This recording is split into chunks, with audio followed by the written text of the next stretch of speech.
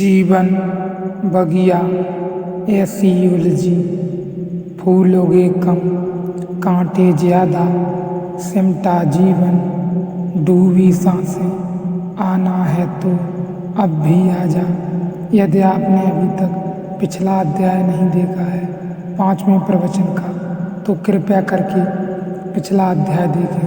मैं आपसे आग्रह करता हूँ, क्योंकि आप बिना पिछले अध्याय देखे इस अध्याय को नहीं समझ सकेंगे, और यदि समझ सकते हैं तो जरूर देखें। ब्रह्मा के संबंध में मौज आए कहिए, न कोई सिद्ध कर सकता है न कोई असिद्ध कर सकता है। कोई उपाय ही नहीं, आपको चैलेंज गलत करने का भी नहीं, सही करने का भी नहीं। इसीलिए ब्रह्म चर्चा इतनी मज़े की चर्चा है कि बुद्ध से बुद्धू कर सकता है।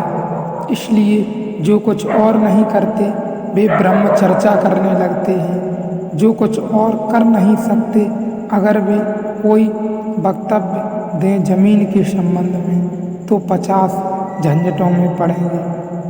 ब्रह्मलोक के संबंध में कुछ झंझट नहीं। अगर आप नक्शा बनाएं माथेरान का, तो आपको सिद्ध करना पड़ेगा, नाप खोज करनी पड़ेगी।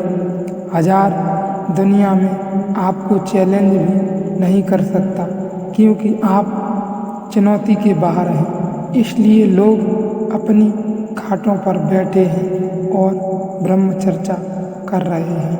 हिलते नहीं वहाँ से, आस्तिक समझते हैं, अपने को आस्तिक नहीं है।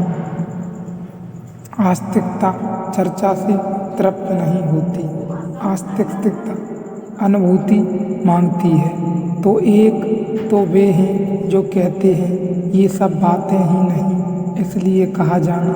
एक वे जो कहते हैं ये सब बातें हैं, लेकिन हमें सब पता ही है, इसलिए जाना कहाँ, जाने की ज़रूरत क्या।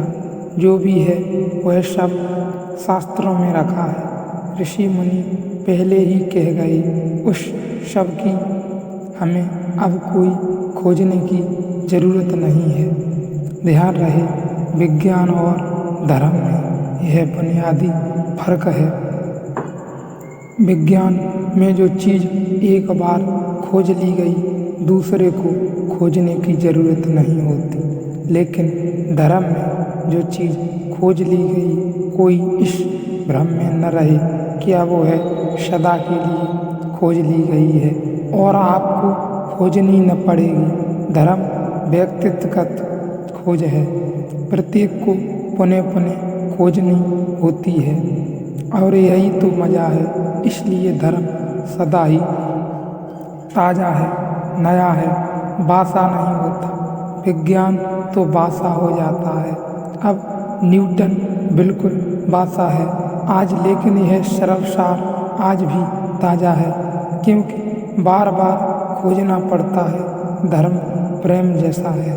आप यह नहीं कहते, देखो मजनू कितना प्रेम कर चुका है, फरियाद कितना प्रेम कर चुका है, अब हम और क्यों झंझट में पड़े। तो सब प्रेम के संबंध में सब लिखा हुआ रखा है, पढ़ लेंगे, सीख लेंगे, तुकबंदी कर लेंगे। अब हम प्रेम की झंझट में क्यों पड़े। नहीं किसी से कितना ही प्रेम किया हो और फरियाद कितनी ही कर चुके होंगे, आप न मानेंगे, आप भी करेंगे। बिना किए आप राजी न होंगे। प्रेम व्यक्तिगत है, करोड़ करोड़ लोग कर चुके होंगे, इससे कोई फर्क नहीं पड़ता। वह बासा नहीं होता। आप फिर करते हैं, और आप जब करते हैं तभी जानते हैं, उसके पहले आप जानते नहीं। फरियाद से जानने का कोई उपाय नहीं है, बुद्ध से भी जानने का कोई उपाय नहीं है। यह प्रेम जैसा मामला है, यह परमात्मा बिल्कुल प्रेम का मामला है। यह फिर खोजना पड़ता है। यह जो चौथा है, जिससे 3 का जन्म होता है, निद्रा घनी होती है, स्वप्न बनते ही जागृति होती है और फिर तीनों जिस्म वापस लीन हो जाते हैं। यह चौथा न तो किसी से जन्मता है और न किसी से लीन होता है, न किसी में लीन होता है। यह शास्त्र का सिद्धांत है, जीवन का है, जीवन का आधार है। प्रारंभ भी यही है, अंत भी यही है और जिसने इसे नहीं जाना वह केवल बीच की परिभ्रमणाओं में भटकता रहा। वह केवल भटकता ही रहा, शब्द आदि जागृति निद्रा स्वप्न में ही। आज इतना ही और इस प्रवचन के अंत समय में अगले अध्याय और अगले प्रवचन पंचकोश में चर्चा करेंगे। यदि यह प्रवचन आपने नहीं देखा तो इससे पिछले का देखें, इसके बाद आप पुनः इसे देखें।